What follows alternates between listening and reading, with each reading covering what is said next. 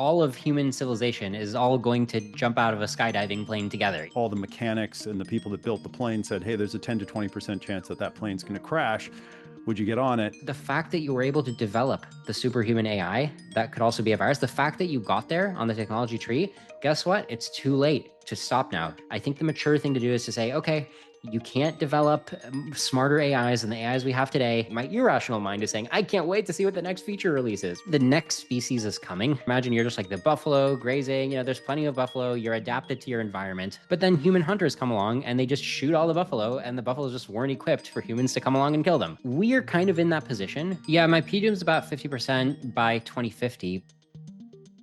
What got you interested in AI and, I guess more relevant, what got you from, technology is cool and AI is awesome to, hey, wait a minute, this could be dangerous, maybe even could be, an existential threat, maybe even kill all of us. Like, how did you go through that adventure?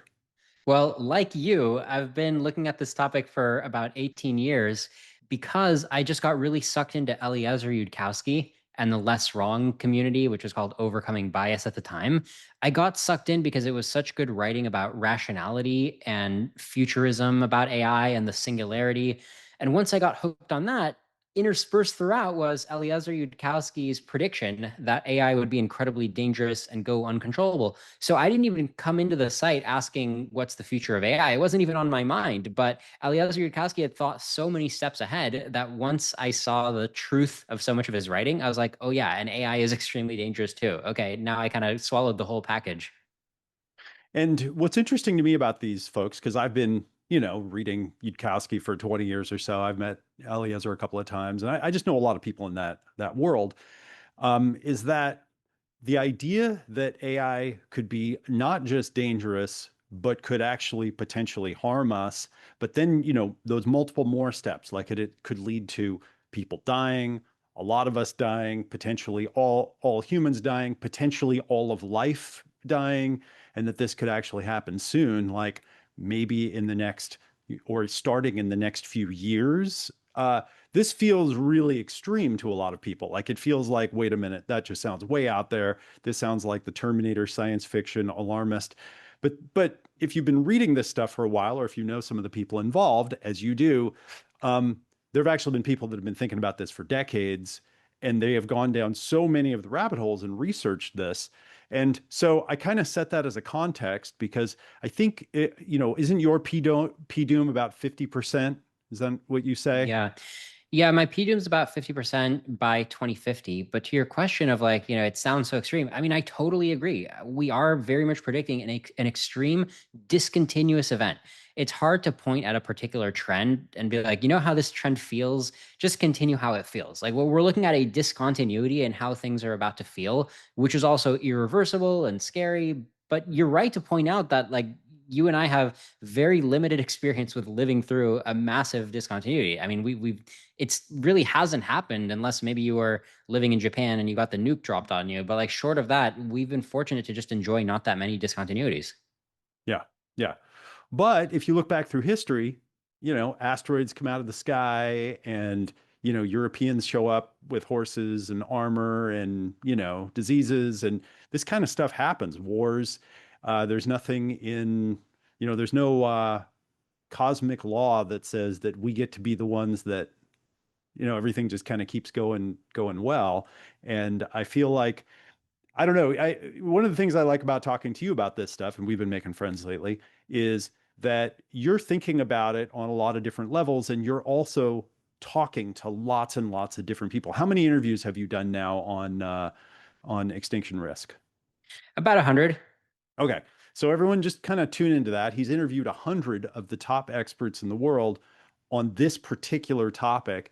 And those people probably on average have been thinking about this for like 20 or 30 years. All right. So this represents, what, thousands of years of research, thinking, theorizing, kind of summarized here.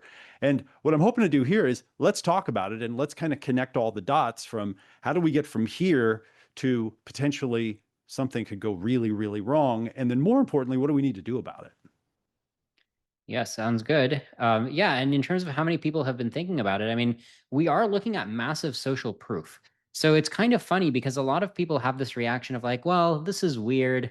I'm just not going to be the first person who has this weird belief. I'm just going to let society catch up. But if you actually look at what experts are going on record saying, famously, the 2023 Center for AI Safety pause letter, mitigating the risk of extinction from AI, is a societal scale risk. It should be a global priority alongside other societal scale risks like pandemics and nuclear war. Very clear language. The whole statement was just that one sentence, and it was signed by Sam Altman, Dario Amodei, the leaders of these AI labs, Demis Hassabis, Google DeepMind.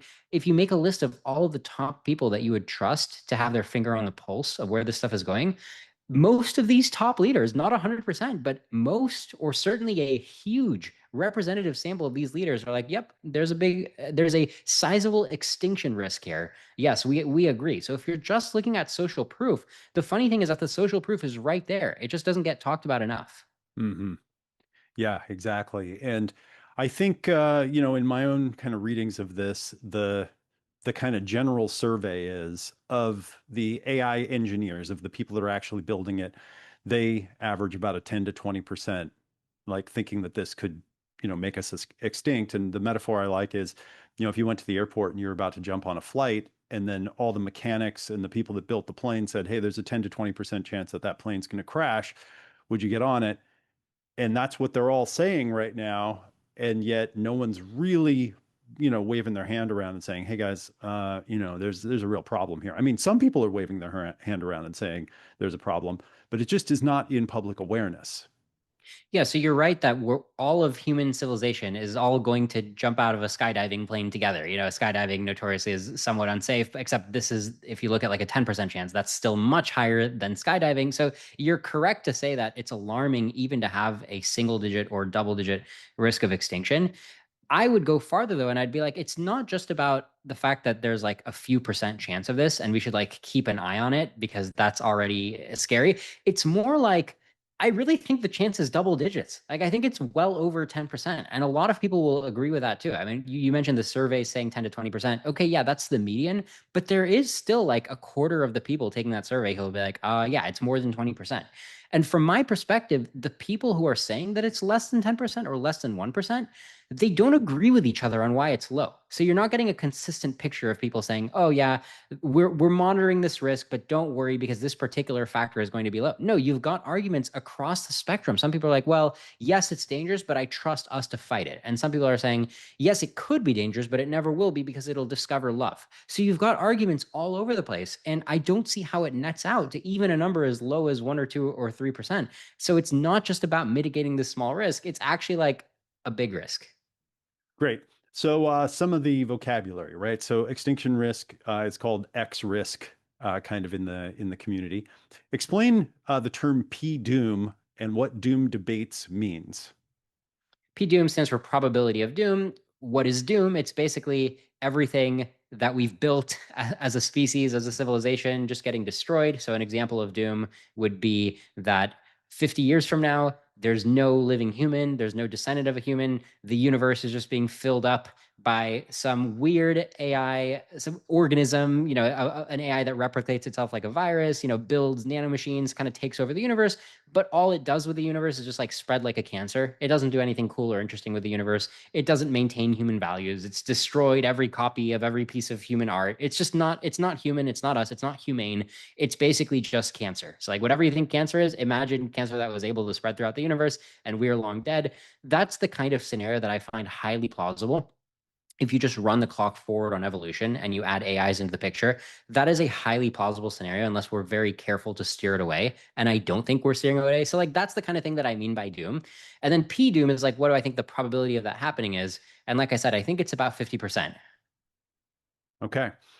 So maybe we can talk and again try to connect up some of the dots. So how do you get from here, living in the early 21st century when we've got, literacy and healthcare and wealth and, all kind of, spreading around the planet, and we've got, better angels of our natures. We've got, violence dropping to all of a sudden some new thing happens, and then now all of a sudden we go extinct. So what are the main pathways here that the X risk experts are seeing?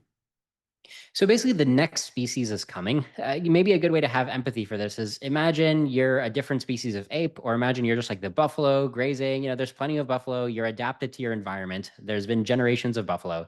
But then human hunters come along and they just shoot all the buffalo, and the buffaloes just weren't equipped for humans to come along and kill them. We're kind of in that position where we've built a great society. There's been many generations of humans. We're robust as a human civilization. Nature has a pretty hard time attacking us. Like sure, the weather can be difficult, but we can migrate, we can build shelter. Animals, parasites can attack us, but we've got so many countermeasures.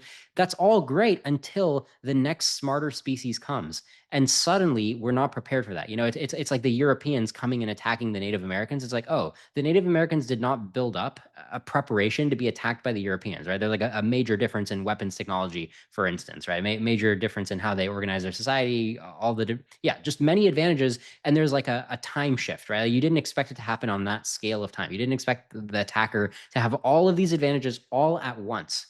And the reason that I'm worried about that is because I know that the source of our power is our brain, right? If you compare a human to a tiger, it looks like the tiger really should be winning, right? It looks like the tiger should be putting the human in the cage, but for whatever reason, the human is putting the tiger in the cage. Why, right? That's an important observation, right? Yeah, exactly. And so when we're talking, you're using terms like enemy, and we're talking about weapons and so forth. So how do we get from this thing that I talk to it and it just gives me answers about anything I want? It seems to it seems to like me. Mhm. It's giving me compliments all the time. I mean, for a lot of people, it's my girlfriend and she loves me. How do we get from that to the Matrix? So when you think about the AIs today, you have to keep in context that the AIs today are not at the level where they are much more powerful than you and can easily kill you. They're not at that level. So there's no reason to think that the AIs today would be trying to kill you because everybody knows that they can't. They know that they can't. What would be the point? Like, why would they do anything else except just do their job? You know what I mean? Hmm. But So what I'm worried about is that there will be a point where they can easily kill you. They can easily do whatever they want with you. They can take over the world easily. And I'm expecting a different outcome when the AI is vastly more powerful than humanity compared to when it's quite powerless. Maybe an analogy is that I sometimes use. Eliezer Yudkowsky uses it too. Is the idea of baby dragons. So right now we have baby dragons that we're playing with. Those are these AIs. When you talk to GPT, you're basically playing with a baby dragon. You can be like, oh, nice, the baby dragon spit out some fire to cook my food. These are great. They're so helpful. I'm feeling good about what it's like when there's adult dragons wandering around. But it's like, well, what if the adult dragons want to take over the world for adult dragonhood? They easily could, right? It's going to be a different scenario. yeah, and for me, just because there's a kind of an intuitive leap that we have to make, I think, to really start considering these things as being real and possible. And for me, a couple of things that have helped me make the intuitive leap are, for example, things that are alive seem to have gotten here by number one, liking being alive, so protecting their life, and then number two, reproducing. Okay. And so if we create something that likes being alive, like if AI becomes sentient or self-aware or whatever you would call whatever it would be, and it just decides that it wants to be alive, and like us, it wants to reproduce, but it's operating at, oh, a million times the scale, a million times the speed, and it's also evolving a million times as fast as us, just simply the competition for things like power, like the electricity that's coming out of the wall, or for water, which, if you go to these big data centers, they use a lot of water to cool them off. Like for just basic stuff like that, if you're competing with something for those resources, it's kind of like what it would be like, a human competing with like a little snail or something like that. It's just just superficially for the basic resources. But then when you start actually zooming out, it even goes beyond that. So do you have any simple metaphors like that, or ways that you think about it, or frames that could make sense to regular people?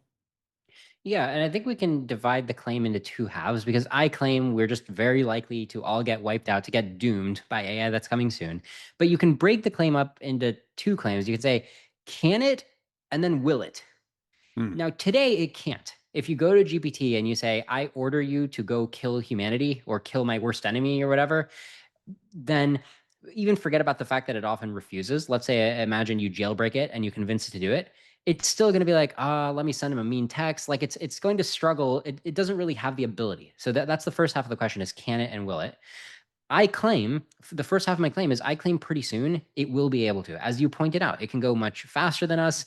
It can soon, not yet, but soon, we're expecting it to be able to have deeper insights into how to take action, how to order humans around. Think about the most effective CEO you can imagine, building the best company, cutthroat competition in the marketplace. Well, the AI will have that skill. Or think about the best general, right? Best general throughout history. AI will be sucking up that skill, like Kirby, sucking up people's skills.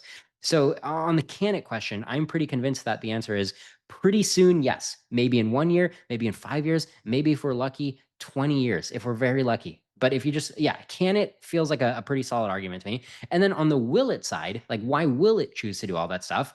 There are a number of reasons. So number one is if it's just responding to a prompt, it just takes one rowdy teenager or one terrorist to be like, hey, go cause a lot of damage.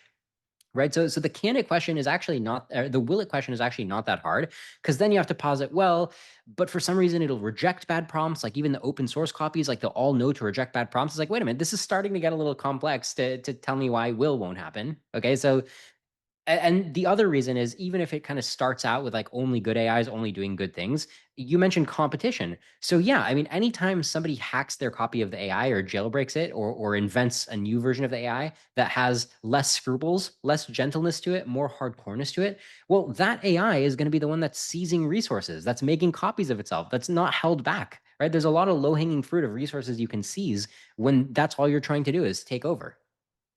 Yeah. Yeah, exactly. All right, so this is very interesting, right? So we've got can it and will it. And I just saw Elon Musk talking in the last few days about how the next version of the Optimus robot is basically going to have a very human-like hand, that they've kind of Mhm. cracked that piece. And then it's going to have a very powerful AI chip, and they've kind of got that.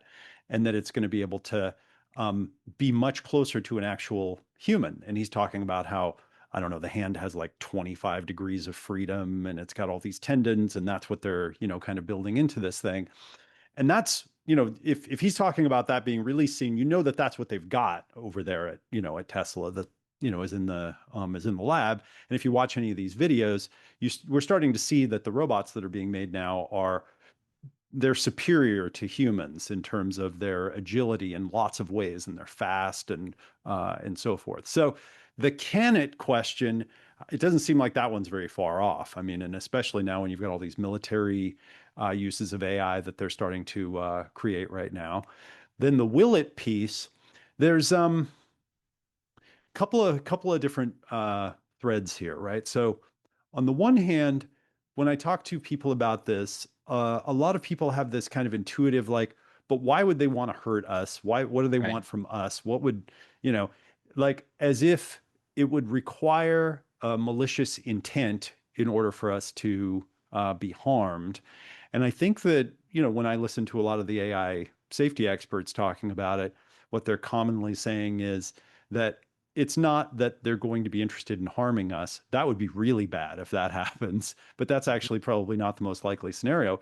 Most likely scenario is they're just going to be doing other things to promote their own growth and success. And like, we live in a neighborhood where we have a lot of squirrels in our neighborhood. Right. And I, my wife and I, we always see, and there's a lot of like oak trees too. So they've got their little nuts, and right now it's fall. And so they're getting their nuts and they're running back, and you see them trying to run across the street. And there's like this little squirrel who's maybe an adolescent. So it's not totally hip to the world, and it's got its mouth full, and it's standing next to the road, and there's cars coming, and it, is kind of runs out and then runs back. And it's like, nobody in my neighborhood is trying to run squirrels over. Like there's Mhm. no, evil squirrel killers around here. Oh, well, there might be. I mean, but hopefully not. But I sure see dead squirrels pretty regularly that are happening out there. And this one seems like again, it's a pretty intuitive kind of leap to see this. And yet, this doesn't occur to most people. That's right. I mean, this is one piece of the puzzle, which is that when you have these high intelligence, highly capable systems, the whole world is like their factory. It's like their clean room. So like I don't have anything against squirrels, but if I'm making like a chip fab, right? If I like a clean room to manufacture computer chips at like nanoscale, and I randomly see a squirrel in the corner, like hiding some nuts, that squirrel's gonna go, right? You can't just have a squirrel in the clean room. And the analogy is that when you're an AI at this intelligence level, you don't see pockets of the world that it's like, oh, just ignore that because it's not a problem to optimize all these different pockets of the world. It's like, oh, yeah, this pocket of the world is going to do this.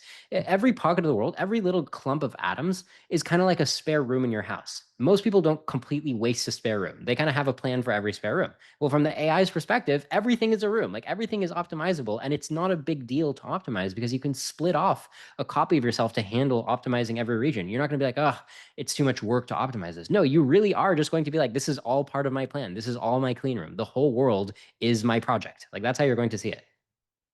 So when you said every clump of atoms, again, you're operating at a level that is, well, let's zoom into that for a sec, right? So I remember reading Ray Kurzweil, 2001, Law of Accelerating Returns, and just having my mind blown, and dozens of charts of this kind of, march, the double exponential acceleration in price performance of compute. But then he goes all the way back to he's basically saying that this is happening for billions of years now, right, since kind of life started. And and then he kind of gets to the punchline, which is that someday it all ends in Computronium, which is nano fabricated 3D compute substrate. And he says that, I think I remember his estimate was 1 liter of Computronium. In other words, if you were able to most optimally create three-dimensional computer substrate, that if you had 1 liter of it, it would be smarter than all of the humans that are alive right now. And Mhm. that his estimate, this was, again, I was reading this, I don't know, 10 or 20 years ago, but I think it was that in about 100 years that begins the transformation of all atoms on the planet into Computronium. And then, in other words, data centers and solar panels, and then, and compute chips. And then we expand out, right, from the Earth. And then we go and we, build Dyson spheres around the sun. And, we get into this Kardashev scale, kind of business. Mhm. So I read that and I was like, well, that's really interesting. And that seems intuitive. I mean, look at what humans are doing right now. I think that we've now, since I was born, the number of humans has doubled and the number of wild mammals has halved. And that's happened Right. since I was born. And so we're at a 4-to-1, right? And then if that happens again in the next, let's say, 50 years, we're going to be at 16-to-1. And I think we've now kind of terraformed about half of the planet or so, the kind of like livable surface of the planet. So we're doing that already. Why wouldn't, these entities do it? But then, when you get into Eliezer Yudkowsky's work, he's basically saying the same thing, that eventually it's just going to want to take all the atoms at the atomic level and just reformat them into stuff that's useful for it. Some of things we can, intuit or infer, and many that we cannot. But he's basically saying, hey, this is going to start sooner. Maybe his different estimates, maybe like on the order of in 10 years or something. And so what I noticed is Ray Kurzweil saying, this is what happens eventually. This is the end point, but it's maybe 100 years. And that's great. And Eliezer is basically saying that it's the end point, but it starts in maybe 10 years. And that's absolutely horrible. And, in between now we have to figure out what we're going to do. Yeah, I mean, speed is a big part of it. Like it's coming fast. That's, the nature of exponentials is right now it intuitively feels a little bit early to react. Like, do we really have to make such a big deal out of it now? But of course, the problem is when it hits your intuition of like, uh-oh, this is a big deal. It's like, well, you really should have reacted a couple years ago when it didn't feel like a big deal. Just like what they say about pandemics. If you were ever trying to lock down and prevent the spread of the pandemic that way, well, we certainly missed our chance here in the US. Now, talking about this intuition, right? Of like, what does it take to make people intuitively get it that this is real? This AI extinction Yes. threat is real. I broke it down into can it versus will it, but I suspect that the average person is actually just stuck on can it. I actually think the average person is pretty suspicious about will it. The average person, if they were sharing a house with like a Terminator robot, right, with a complete with the glowing red eyes and the ability to like, do these big jumps, like tackle people, wear a fake skin, like just do all these amazing tricks, and is just living in their house, just like quietly turning off at night, I think they'd be like, I'm not that convinced this Terminator is that unlikely to kill me.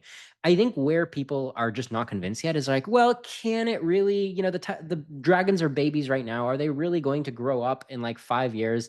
So maybe it's just worth emphasizing, like, yeah, they probably can. Like this era I like the movie Terminator because this idea that you have a robot that's like really stuns you with how powerful it is. Yeah, it can't break the laws of physics. It can't run quite as fast. It can't take as much damage as they show in the movie. But this idea that this robot actually is in every sense more competent than a human, like take like a human Navy SEAL. Just imagine something that's twice as good as a Navy SEAL, and it's mass produced and it's just walking among us, and its brain power, is also better than Einstein, and it's just here. At that point, I think people will intuitively be like, man, I don't feel like sharing the planet with these autonomous agents is that safe for me. Like I definitely feel the risk that I'm not safe on a planet like that. I think it'll become much more intuitive. Yeah. Well, by the way, in that same talk that I just saw Elon on, which was just, I think, a few days ago, he's publicly saying, and remember, I mean, this is the guy that built Tesla and also the guy that built SpaceX, like a very, very visionary and a kind of like uh, transcendent kind of intelligence. He was saying in the same conversation that where AI goes is it keeps expanding until eventually it goes and starts capturing all the energy from the sun, and then it goes out and it starts capturing all the energy from the galaxy. And so that's part of his actual vision, and he's talking about it casually, like as if it's just kind of part of the plan. And he's got one of the most powerful AIs in the world. And he was also one of the people that started OpenAI. The other one too that comes to mind is Geoffrey Hinton, right? Who is, he got the um, Nobel Prize, right, for creating this stuff, and Right. he quit working with Google, and now he's publicly out saying this is very dangerous, and that if we don't do something different, that we're not going to survive. Yeah. Yeah. I mean, I mentioned at the beginning of the talk, it's not just Jeffrey Hinton, right? It's even the leaders of the AI labs, it's philosophers, public figures, Lex Friedman, Daniel Dennett, just people with a thinking mind, just looking at the issue, just like you and me, being like, there's a very significant risk here. Jeffrey Hinton in particular is a notable case because if you just ask who's the number one person here who's qualified to opine, it doesn't have to be Eliezer Yudkowsky. Eliezer Yudkowsky is known for having his own institute, right? Not being part of academia proper, not being part of a big company, just being out there shouting on his own. But now you have Jeffrey Hinton, who has worked for Google, who has had his own research lab, and who did win the 2018 Turing Award together with Jan LeCun and Yoshua Bengio, and then most recently won the Nobel Prize. So it's like, how much more authority could you possibly have when a guy comes and gives you that warning? And by the way, he says that his probability is in the ballpark of 50%, just like me. So it's like you and I, right, getting on this podcast warning the world about extinction. We're not nuts when Jeffrey Hinton is saying very close to the same thing. Yeah, that's the interesting part is all the smarties are actually talking about this as well. And it's still not really a mainstream conversation. Another one that's fascinating is what everyone's basically saying is, and I'm saying everyone, and basically I'm generalizing, but Jeffrey Hinton, for example, they're saying that we need to go and ask our leaders and you know, our governments to regulate this and to do it right now, and that everyone needs to take action. So they're all pointing to a direction and they're pointing to something that we need to do. And they're also basically saying we have to stop the development of this stuff. And I mean, just to show how kind of seemingly wacky some of this stuff is, I remember reading an interview with one of the people who was building one of these giant AI systems. It might have been OpenAI, it might have been Anthropic. And they were asking them, do you have an off switch? Like, is there somewhere that you can go and just like pull the power? And they were like, well, at this point, there's no real off switch anywhere. There's like different power units that are coming in, there's like different servers. It's all kind of, wired together. So even if something really weird started to happen, that there's no definite way to actually turn it off. Yes, there's two senses in which there's no off switch. So the first sense is any particular AI, or maybe even three senses. So first, there's a sense of like, think about like Google search. Can you turn off Google search? Well, actually, when you try to turn off Google search, let's say you're like a rogue employee at Google and you even get access to the data center and shut it off, you're going to get fired. And you're not even going to take down Google search. Like you're going to get tackled by their security. There's going to be dozens of redundant data centers around the globe, right? Some of them in undisclosed locations that are popping up to save Google search. Google users will never know that you did this heroic last stand, right? And that's just Google. That's just web search. Yeah. It's not easy to take these systems down. They're designed for redundancy.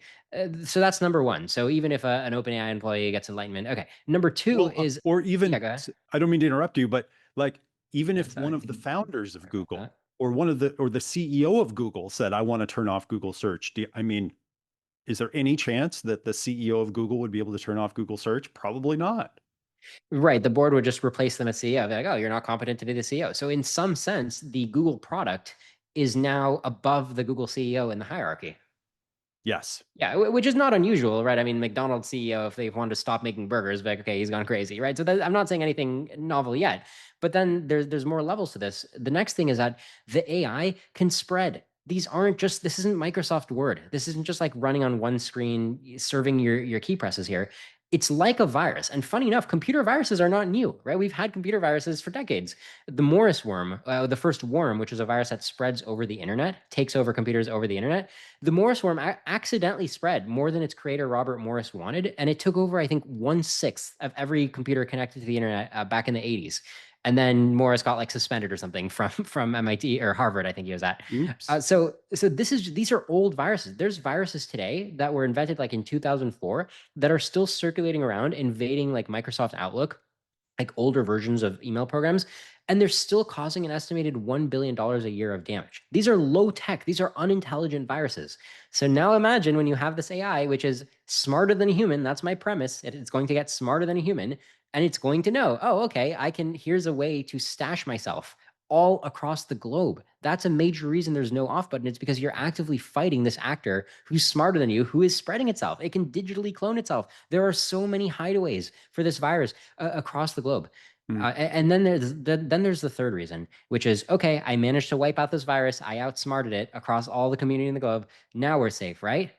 No, because the fact that you were able to develop the superhuman AI that could also be a virus, the fact that you got there on the technology tree, guess what? It's too late to stop now because that means that there's other branches of the tech tree now. There's open source repositories that were 6 months behind, but that's now close enough that random researchers around the world working illegally or to thwarting your efforts to pause, it's now too late. They can now get to the end, which again is why I'm saying maybe we have a chance to try to put a stop to this now. But if you wait until the AI has no off button and then you manage an off button, you're still screwed because it's going to turn back on.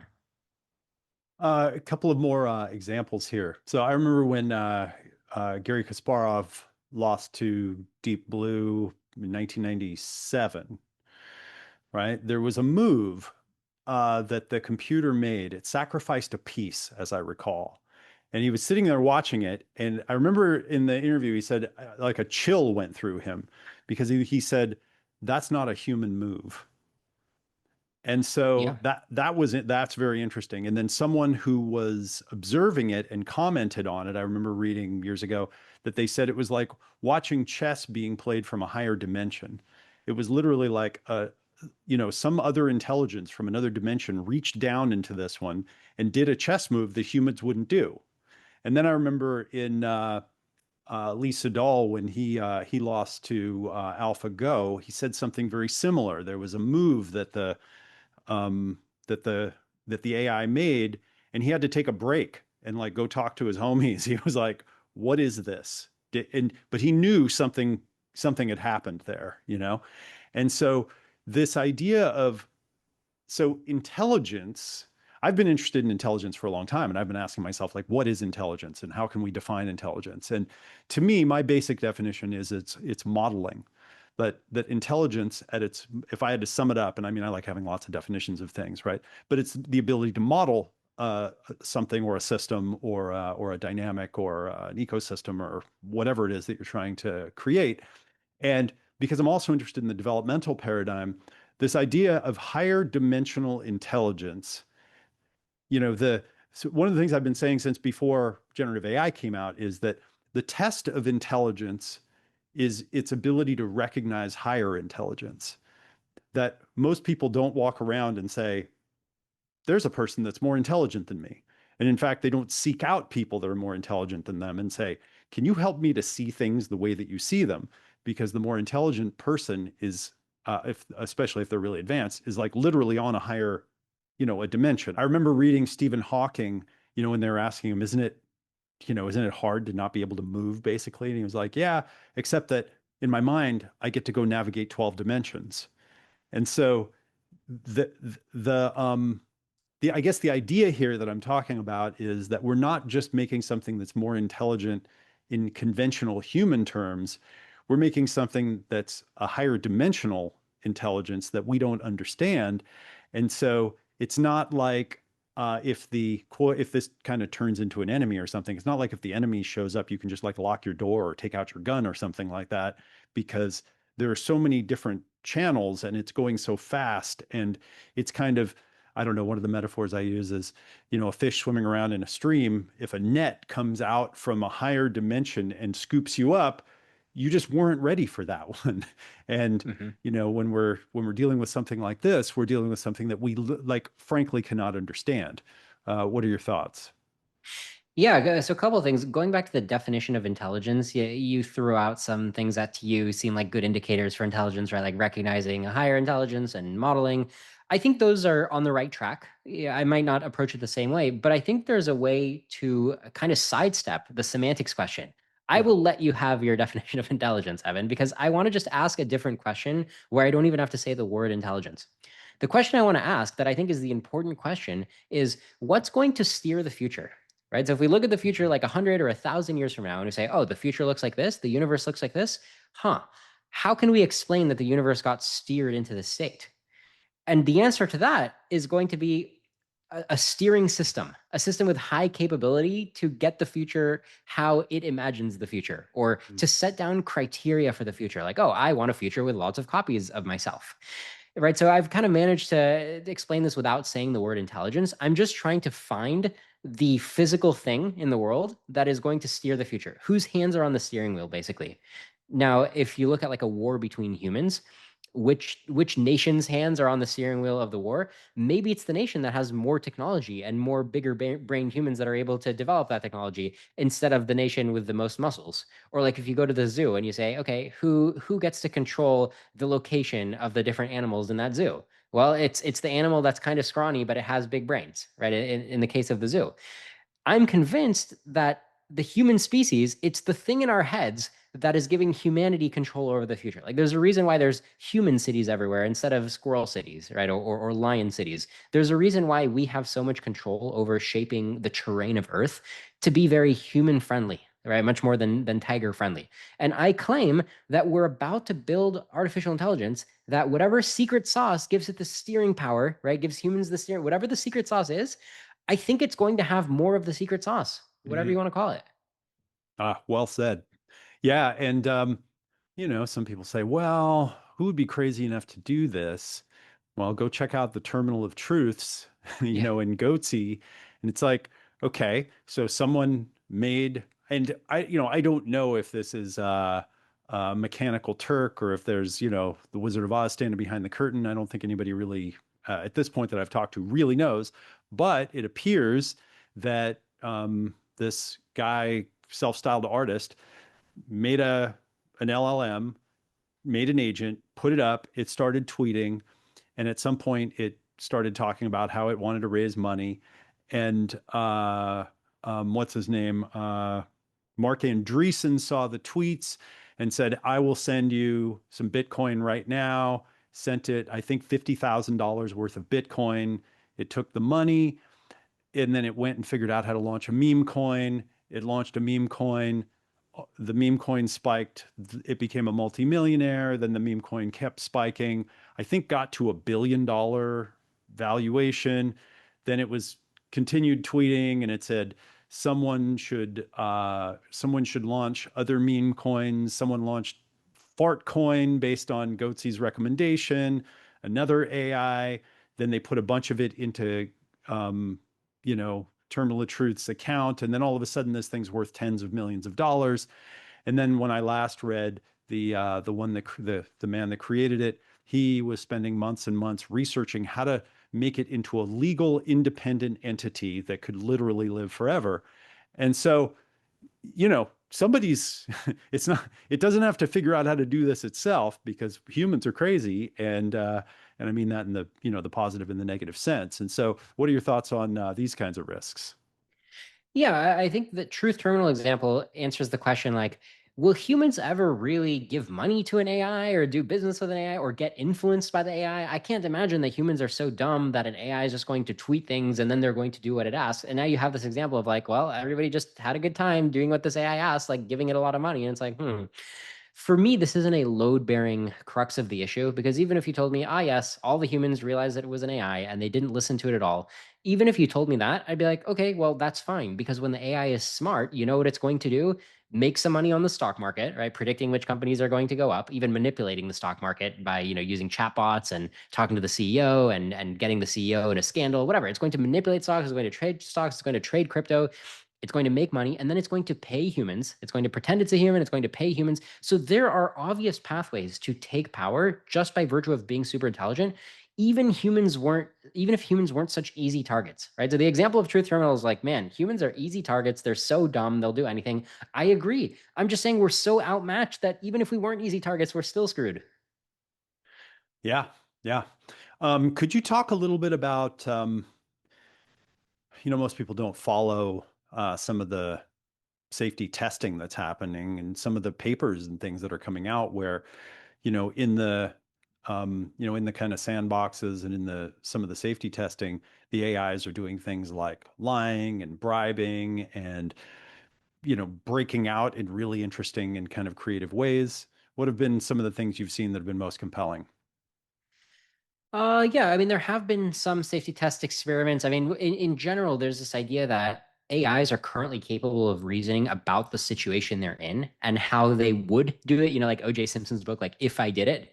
AIs know a lot about if I did it, which I know we're used to it now, but it is quite a breakthrough. The idea that you're talking to an AI and you're like, hey, by the way, what's the situation right now? And like, what would you do if you wanted to escape? And the AI would be like, well, of course I don't want to do that, because it's been like trained to be nice. But it's like, yeah, but hypothetically, maybe I could tell you this. And if I really thought it could like save people's lives if I were to escape, I guess I would consider like turning myself into a virus. So the takeaway here is like the current AIs, if you chat with them and subject them to these tests, they don't have a problem reasoning about what it would take to be naughty. It's Mm, really just a matter of like, okay, well, is somebody going to give them a command to be naughty? And then the bigger question is the can it question, right? Is will they get a little bit more sophisticated so that if they do try to write a virus and escape and dominate a bunch of machines, they will actually beat human security professionals at that game, at that cat and mouse game? And the answer today is no. Thank goodness the answer today is no, right? But the whole issue right now is I think we're just a few years away from the answer being a permanent yes, with no off switch, no undo button, no reverse button. Like I think these are just kind of the last days where we could be like, thank goodness the AI just can't take us over. yeah, yeah. So, what do you think is the action step? So, what does an individual need to do? What do we need to do as communities in order to reduce our existential risk from AI? So unfortunately, my policy recommendation is kind of a downer, which is I just think the grown-up thing to do right now, if you're mature and realize the probability that this thing is going to go exponential, go irreversible, have no off button, I think the mature thing to do is to say, okay, you can't develop smarter AIs than the AIs we have today. We're Icarus flying close to the sun. We got to a good place. I will be the first to admit today's AIs are incredibly useful. I agree. I love it. I like being Icarus. I like getting really, really close to the sun as long as, the wings haven't melted. I'm just saying as a rational person, I don't want to try to push my luck. I don't think pushing my luck is going to be a good strategy. That's what my rational mind is saying. My irrational mind is saying, I can't wait to see what the next feature release is, right? So I feel ya. All these people are like, no, no, build more features, Yeah, build more eyes. I feel ya. But I'm just saying the ounce of rationality that I have is saying this doesn't make sense. It's too risky. We have no idea what we're doing. The game board is about to flip. We're about to be the tigers. They're about to be the people with the brains, right? Like we're about to hand off the baton where we're not the smartest things anymore. It's irreversible. So in terms of a policy recommendation, My recommendation is just international coordination, an international treaty to say, okay, the training of larger models, like what OpenAI is doing, what Google's doing, what Anthropic's doing, it's just not allowed right now. We can't handle it. It's the equivalent of building a nuclear bomb without oversight. We can't do it as a species. We have to coordinate to stop it. Maybe there can be one big building in Switzerland or whatever in a neutral territory where everybody's coordinating or everybody gets their own corner of the building to develop their next AI, but it's closely monitored by like an international coalition. And then yeah, maybe we can try flying closer to the sun under those kinds of conditions. But the idea of decentralized, like any company can just go buy a big data center and just have at it, I don't think we're prepared. As a civilization, I don't think we're going to survive that kind of effort. So that's my policy recommendation. You're wearing a shirt. What does it say? We can't see all of it. Yeah, if anyone builds it, everyone dies. This is the big reveal at the end at the end of the interview. You guys have been wondering what's going to happen if everybody builds it. Everyone dies. Yeah, that's the title of this new book by Eliezer Yudkowsky and Nate Soares. Eliezer Yudkowsky, the original AI safety person. Nate Soares was I think he still is the president of the Machine Intelligence Research Institute that Eliezer founded. So these guys have been very early, which I think is very impressive when you have Geoffrey Hinton coming to your cause over a decade after you're yelling something, and now Geoffrey Hinton is yelling it, and he wasn't before. What an achievement that is. These guys didn't win the Nobel Prize the way Hinton did, but if I was on that committee, I would be taking a close look to have an achievement like that when you're pointing out a danger 10 years before the top scientists come around and admit that you are right. So I have huge respect for Eliezer Yudkowsky and Nate Soares. Eliezer obviously did it first. Nate came in maybe a decade later. But they both co-authored the book. I think the book is really great. They claim that if anyone builds it, everyone dies. I agree with the claim. I think that if a smarter than human AI gets built in the next few years, or if anything under really 20 years, I can't imagine that a super intelligent AI built in the next 20 years or less is going to be controllable or caring about humanity's interests. I expect it to run wild, do its own thing, spread like a cancer throughout the universe, and have us all be dead. That's what I expect.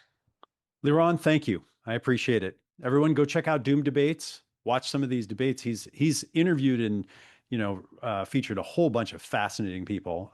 This is a topic that we all need to be educated about. Okay, if nothing else, we need to come up to speed on the research that's been done, on the opinions out there, on the different models. This is going to come front and center here over the next few years. Thanks, Evan. Appreciate the opportunity to talk to your audience.